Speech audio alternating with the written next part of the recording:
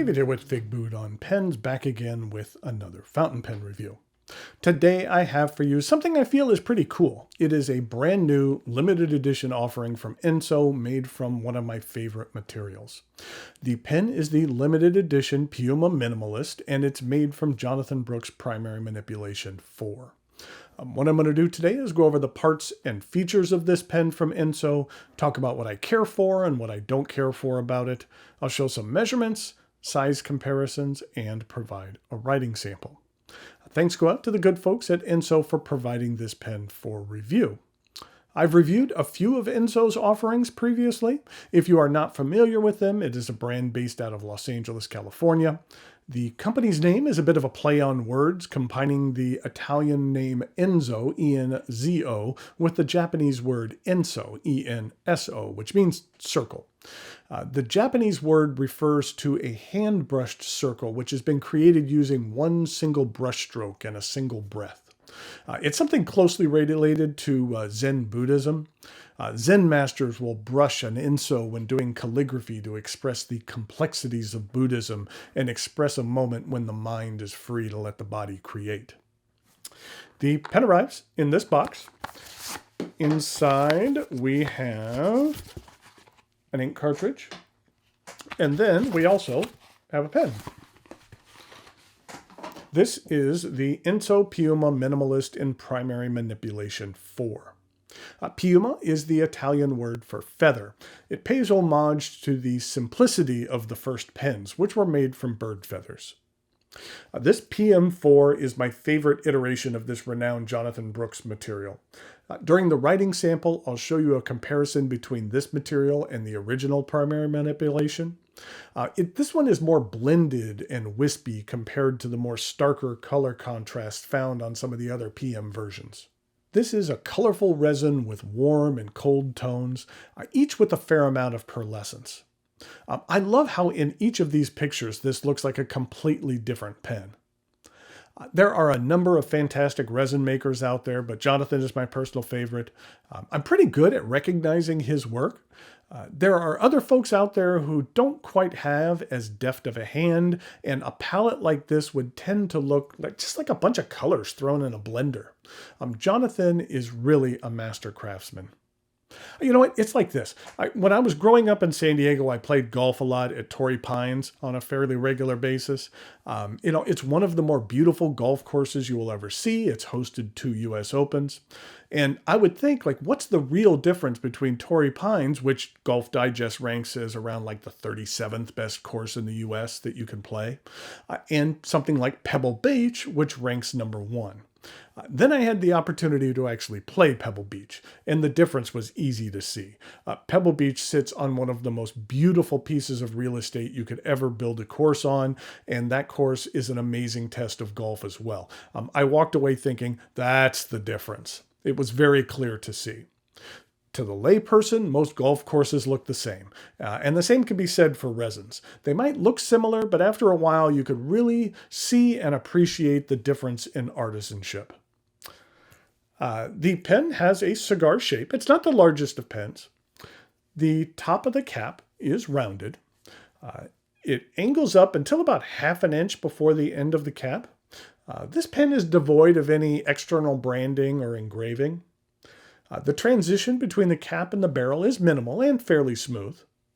The barrel then straightens out for about 1 inch and then tapers down to the end where, like the top of the cap, it is rounded. The cap twists off with a single rotation, and underneath we have a really nice surprise, that being this Bach No. 6 14-karat gold nib engraved with the company name. This pen is only available in fine. Now, fine isn't typically my nib of choice, but as you'll see here in the writing sample, this one here performs very well. It does have a fair amount of feedback to it without being overly scratchy or sharp, which is what I typically don't care for about fines and extra fines. And here's a look at the plastic feed. The section begins with a short, steep flare and then angles up until you reach the threads and a medium-sized step up to the remainder of the barrel. While this is not the longest pen, I do find it to be well balanced and comfortable in the hand. The cap does post, and it does post securely. It doesn't post very deeply, but posting does add a bit of length to the pen, but the cap is very, very light, so you really don't even feel it on here. So it really doesn't backweight the pen, which is really nice. Also, the edges of the cap are slightly rounded, so it's smooth against the side of your palm. That's one of my pen pet peeves. I know I've promised to do a pet peeve video for a while. It might be a while till I get around to doing it. My review queue is rather lengthy at the moment, but one of these days I will get around to doing that. The Piuma is a cartridge converter pen. It accepts standard international cartridges, one is provided, and a converter is provided as well. One of the nice things about this pen is that it is also designed to be used as an eyedropper. An O-ring is installed at the end of the section, and the company states that the barrel threads have been carefully calibrated to stop ink flow. They say that silicone grease is applied during assembly to the nib unit threads as well as the barrel threads. I will say when examining the threads, the pen I had really didn't seem like there was grease on them, but who knows, maybe it's there. If I were to eyedropper this pen, I would probably just add a smidge more silicone grease just to be on the safe side. The Ensso Piuma Minimalist Primary Manipulation 4 is a limited edition of only 90 pens. They are only available to purchase on the Ensso Pens website and retail for $295. I'll put a link to it in the notes below.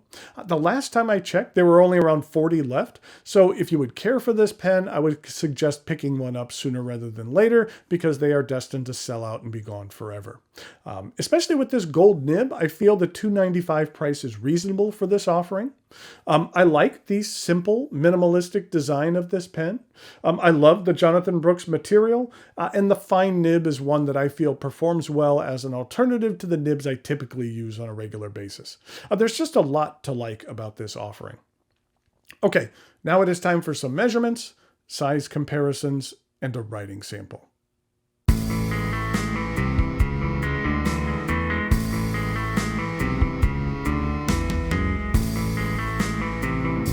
So here we go with some size comparisons for the Ensso Piuma Minimalist in Primary Manipulation 4. Just wanted to give you another closer look at that material. It's just amazing. I just love the combination of colors here. I had mentioned I'd show a difference. This is Primary Manipulation 1, and you can see how that just has more stark contrast between the colors, and the 4 is just a bit more blended. I like them both, but of the two, I kind of like the 4 a little bit more. In regard to some size comparisons, this is the Ensso Piuma in Ebonite, and then we have an Ensso Italia, and then we have a Piuma Pocket pen, and then finally we have another Ensso pen, which is an XS Minimalist, and that's another little pocket pen.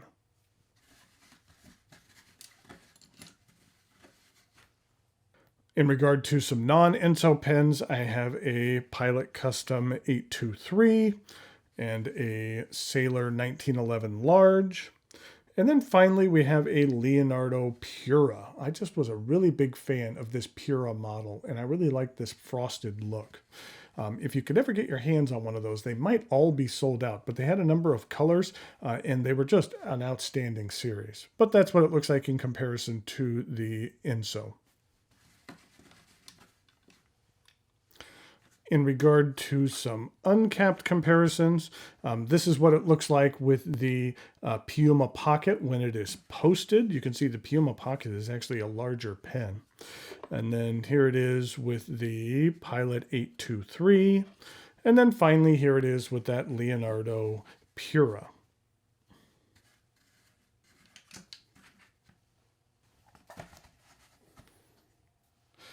Here we go with the writing sample for the Ensso.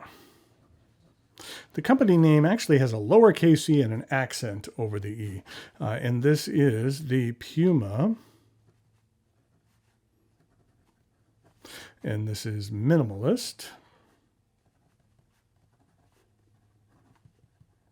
We'll just say PM4. And this is a fine 14 karat gold nib.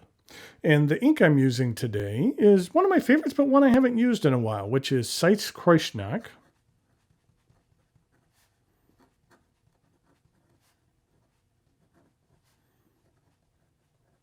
and this is Arctic Blue.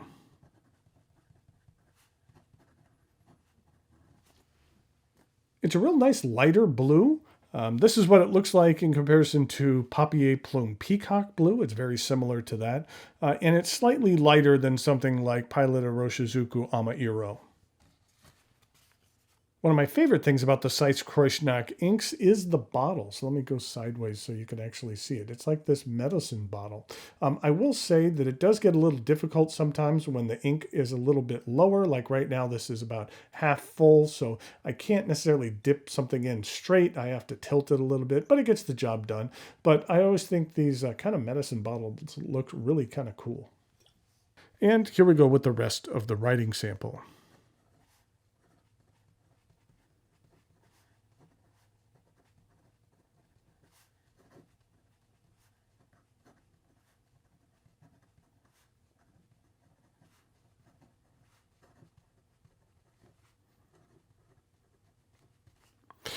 As I mentioned, I do care for this fine nib. It does have a little bit of feedback to it, so it's not something that's like buttery smooth. You can get some line variation out of here. And the ink flow for a fine nib is decent. In regard to reverse writing,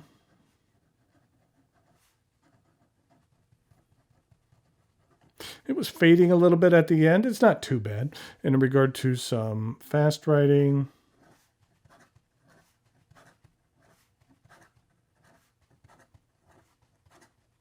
the feed does a good job keeping up. So there we have the Ensso Piuma Minimalist Primary Manipulation 4. Like I mentioned, if it's something that interests you, I would get it sooner rather than later. I'll have a link in the notes below where you can find it on the Ensso site. Since this is a limited edition, quantities I have a feeling are going to go pretty quick on this. So until next time, thanks for watching, and I'll talk to you later.